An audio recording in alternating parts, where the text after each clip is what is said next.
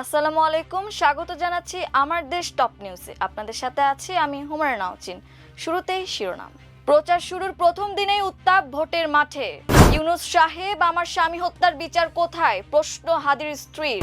ভারতের উচিত তার সংখ্যালঘুদের যত্ন নেওয়া, বিবিসি হিন্দিকে পররাষ্ট্র উপদেষ্টা। নির্বাচন উপলক্ষে সাধারণ ছুটি 4 দিন। আফগানিস্তানে যাবে বাংলাদেশের ওষুধ। দর্শক, এতক্ষণ শুনছিলেন শিরোনাম, এবারে বিস্তারিত। ব্যাপক উৎসাহ উদ্দীপনার মধ্য দিয়ে আজ বৃহস্পতিবার দেশ জুড়ে শুরু হয়েছে নির্বাচনী প্রচারণা। প্রথম দিনেই প্রার্থীদের নানামুখী বক্তব্যে উত্তাপ হয়ে ওঠে ভোটের মাঠ। শাহজালাল রহমতুল্লাহ মাজার জিয়ারতের মধ্য দিয়ে প্রচার শুরু করে দেশের প্রধান দল বিএনপির চেয়ারম্যান তারেক রহমান। যেমন বাংলাদেশকে ঐক্যবদ্ধ রাখার বার্তা দিয়েছে, তেমনি তাদের প্রধান প্রতিদ্বন্দ্বী জামায়াতের বিরুদ্ধে আক্রমণও জানিয়েছেন জোরালোভাবে।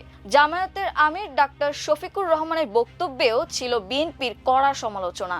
অবশ্য কোনো নেতাই কোনো দলের নাম উচ্চারণ করেননি। জুলাই আন্দোলনের অন্যতম প্রধান মুখ এনসিপির আহ্বায়ক নাহিদ ইসলাম তার দল নিয়ে নির্বাচনী সমঝোতায় ভোট করছেন জামায়াতের প্ল্যাটফর্মে। তার বক্তব্যেও ছিল বিএনপির নির্বাচনী কৌশলের নানা সমালোচনা। গতকাল সস্ত্রীক সিলেটে পৌঁছেন ওই জেলার জামাই বিএনপি চেয়ারম্যান তারেক রহমান। হযরত শাহজালাল রহমতুল্লাহের মাজার জিয়ারতের পর আজ সকাল থেকে বেশ কয়েকটি জনসভায় অংশ নেন তিনি।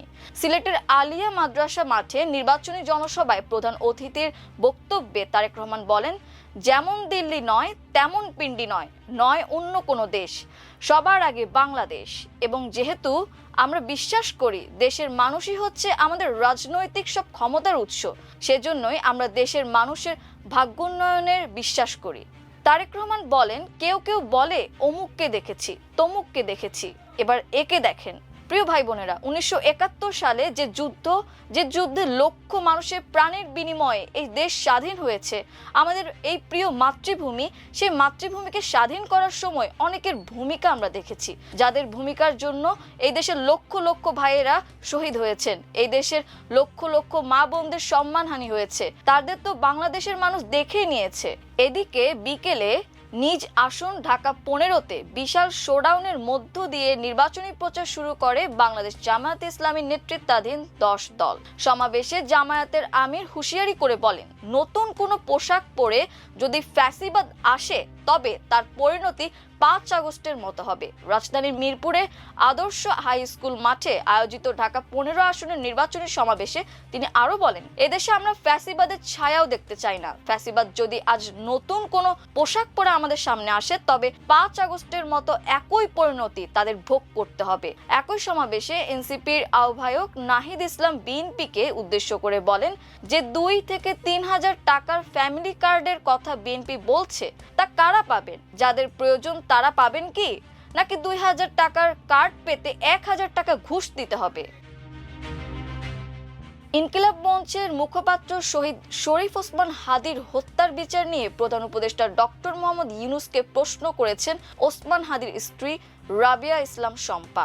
বৃহস্পতিবার দুপুর 1:05 নিজের ফেসবুক আইডিতে একটি পোস্টে প্রধান উপদেষ্টাকে প্রশ্ন করে তিনি বলেন, মাননীয় প্রধান উপদেষ্টা ডক্টর মোহাম্মদ ইউনূস সাহেব, আমার স্বামী শহীদ ওসমান হাদি হত্যার বিচার কোথায়? রাবিয়া ইসলাম শম্পা ফেসবুক পোস্টে লিখেছেন, আপনারা যদি ভেবে থাকেন ফিরনাসের দায়িত্ব নেওয়ার কথা বলে তার বাবার হত্যার বিচার করবেন না, তাহলে সেটা আপনাদের ভুল ধারণা। ফিরনাস তার বাবাকে বিক্রি করে কোনো কিছু গ্রহণ করবে না, সবকিছুর আগে তার বাবার বিচার।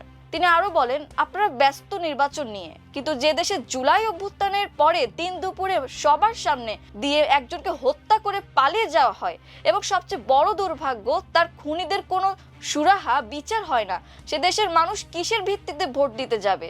সুষ্ঠু নিরপেক্ষ নির্বাচন আমাদের সবার কাম্য, কিন্তু আপনারা যা করছেন তাতে জনগণ আপনাদের বিশ্বাস করতে পারছে না।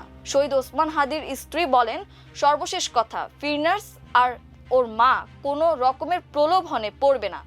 তা যাই হোক, তারা ওসমান হাদির লড়াই দেখেছে, যে নিজে কোনো কিছুতেই আপোষ করেনি, আর না আমরা করব। ফিরনাস তার বাবার হত্যার বিচার নিয়ে লড়ে যাবে এই দেশের মাটিতে বসেই।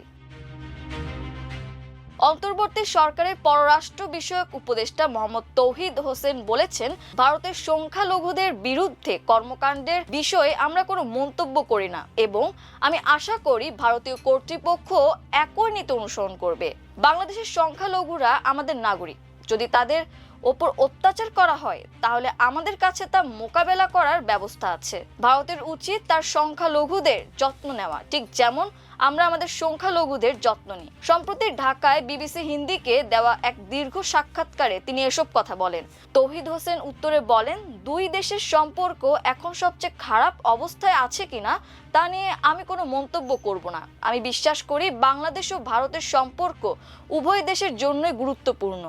সম্পর্ককে শক্তিশালী রাখতে উভয় দেশেরই ইতিবাচক পদক্ষেপ নেওয়া উচিত। তবে তিনি একমত যে এই সরকারের আমলে বাংলাদেশ ও ভারতের মধ্যে সম্পর্ক যেমন থাকা উচিত ছিল তেমন ছিল না। তিনি বলেন, আমাদের একে অপরের সঙ্গে আরো বেশি যোগাযোগ করা উচিত ছিল, আমাদের আরো বোধগম্য হওয়া উচিত ছিল এবং আমি চাই ভবিষ্যতেও এটি ঘটুক। তিনি আরো বলেন, বাংলাদেশের মানুষের একটি সাধারণ অনুভূতি রয়েছে এবং আমি কিছুটা হলেও এর সঙ্গে একমত যে ভারতের প্রতিক্রিয়া খুব একটা ইতিবাচক হয়নি। তিনি এই প্রসঙ্গে সাবেক প্রধানমন্ত্রী শেখ হাসিনার কথা উল্লেখ করে বলেন, ভারত বাংলাদেশের সংবেদনশীল বিষয়গুলোকে পর্যাপ্তভাবে বিবেচনা করেনি।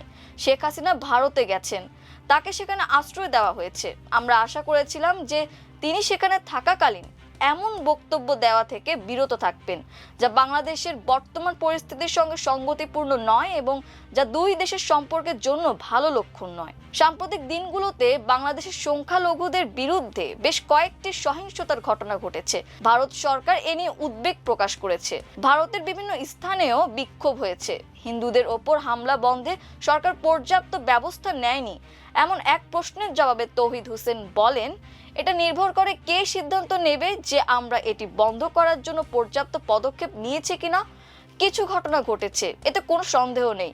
যদি সরকার কি করেছে তা আমরা গভীরভাবে দেখি তাহলে প্রতিটি ক্ষেত্রে তাৎক্ষণিক ব্যবস্থা নেওয়া হয়েছে। দোষীদের বিরুদ্ধে ব্যবস্থা নেওয়া হয়েছে, গ্রেপ্তার করা হয়েছে, তারা বিচারিক প্রক্রিয়ার মুখোমুখি হচ্ছে। বিচারিক প্রক্রিয়া একদিন বা এক মাসে ঘটে না, এতে সময় লাগে। ভারতের কিছু অংশে বাংলাদেশের জামায়াতে ইসলামের রাজনৈতিক প্রভাব নিয়ে বিতর্ক রয়েছে। ভারতের একটি জনগোষ্ঠীর মতে জামায়াতের দৃষ্টিভঙ্গি উগ্র এবং যদি তাদের প্রভাব বৃদ্ধি পায় তাহলে বাংলাদেশ আর উদার থাকবে না। এর ফলে সংখ্যালঘুদের অধিকারের ওপরও প্রভাব পড়বে। বিবিসি হিন্দি তৌহিদ হোসেন প্রশ্ন করেন, তিনি এটিকে কিভাবে দেখেন। তৌহিদ হোসেন এই প্রশ্নের জবাবে বলেন, জামায়াত দীর্ঘদিন ধরে বাংলাদেশে একটি উন্মুক্ত রাজনৈতিক দল, তাদের একটি সমর্থনের ভিত্তি রয়েছে। জামায়াতকে বিজেপির সঙ্গে তুলনা করে তিনি বলেন, একসময় বিজেপির সংসদে মাত্র 2টি আসন ছিল, আমি তখন ভারতে ছিলাম। সেই বিজেপি অনেকদিন পর বৃহত্তম দল হয়ে ওঠে, একই দল সংখ্যাগরিষ্ঠ সরকার নিয়ে ফিরে আসে। যদি সম্ভব হয়, তৌহিদ বলেন, আমাদের বিশ্বাস করতে কোনো সমস্যা নেই যে জামায়াতে ইসলামের উপস্থিতি বৃদ্ধি পেতে পারে। তারা রাজনীতিতে জড়িত বা রাজনীতির উত্থান পতন আছে। আগামী 12 ফেব্রুয়ারি জাতীয় সংসদ নির্বাচন ও গণভোট উপলক্ষে সাধারণ ছুটি ঘোষণা করেছিল সরকার।